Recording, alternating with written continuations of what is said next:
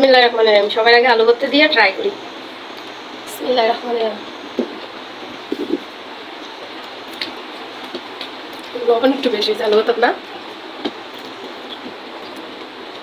এখন মাছের ভর্তা দিয়ে খাবো।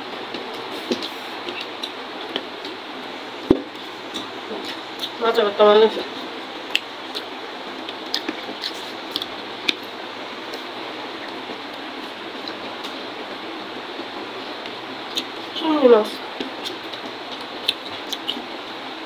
মাছ বাছতে বাছতে মনে হলো একটু মাছের ভর্তা খাইলে কেমন হয়। আজকে মাছের ভর্তা খাইতে কেন জানি খুব বেশি ইচ্ছে করতেছিল। এক পিস মাছ আর একটা লেঙ্গুর আমি খুব সুন্দর করে ভেজে নিয়েছি লাল করে, আর পেঁয়াজ ভাজা নিলাম, এইদিকে মরিচ টাইলা নিয়েছিলাম।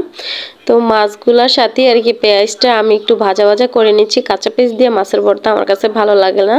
তো এখন আমি মাছগুলার থেকে কাঁটাগুলো আলাদা করে নিব, সুন্দর করে বাইছা নিব। তো আমি অফ ক্যামেরাতে বাইছা নিয়ে আসতেছি। এই তো আমার মাছ বাছা শেষ। এখন আমি এই যে মরিচ আর পেঁয়াজের সাথে লবণ দিয়ে এগুলো মাখাই নিব। মাখাইয়া তারপরে একটু সরিষার তেল দিয়ে ভর্তাটা সুন্দর করে বানায় ফেলবো।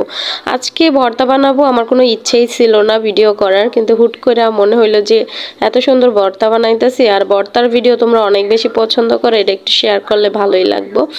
যার জন্য অর্ধেকের থেকে ভিডিও শুরু করলাম, কেউ কিছু মনে করো না। সত্যি বলতে তাড়াহুড়ার কাজ কখনোই ভালো হয় না। আজকে মাছের ভর্তাতে আমি সরিষার তেল দিয়েছি, সেটার ক্লিপ নিতেই ভুলে গেছি। আমি মনে করছিলাম যে ভিডিও হচ্ছে, আসলে তো ভিডিও ক্লিক না দিয়েই আমি ভিডিও করতেছি, পরে দেখি ভিডিওটা নাই।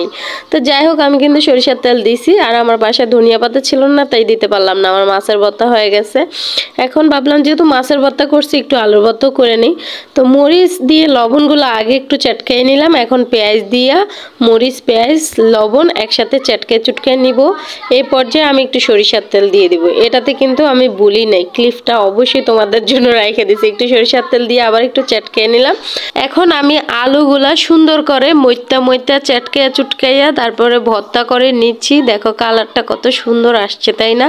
তো এই তো আমার আলু ভর্তা বানানো হয়ে গেছে। আজকে ধনিয়া পাতা নাই, আর আজকে আমার ভর্তা খাইতে মন চাইছে। আসলে যে কোনো ভর্তার মধ্যে ধনিয়া পাতা না দিলে সত্যি ভালো লাগে না। তারপর মোটামুটি ভালো হয়েছে। তো এখন আমি খেয়ে নিচ্ছি। দেখো কত সুন্দর লোভনীয় হয়েছে। প্লেটে আমি খুব সুন্দরভাবে খুদের ভাতের সাথে আলুর ভর্তা, তারপরে মাছের ভর্তা, একটু চিংড়ি মাছের তরকারি, শসা, লেবু এগুলো নিয়ে নিচ্ছি। সাথে কাঁচামরিচও আছে লাল লাল। আর যে কোনো ভর্তার সাথে আমার লেবু তো সেই লাগে। আলুর ভর্তা বলো, মাছের ভর্তা বলো, শুটকির ভর্তা বলো। আসলে মাছ মাংসর চাইতে না ভর্তা দিয়ে ভাত খেতে আমার অনেক বেশি ভালো লাগে।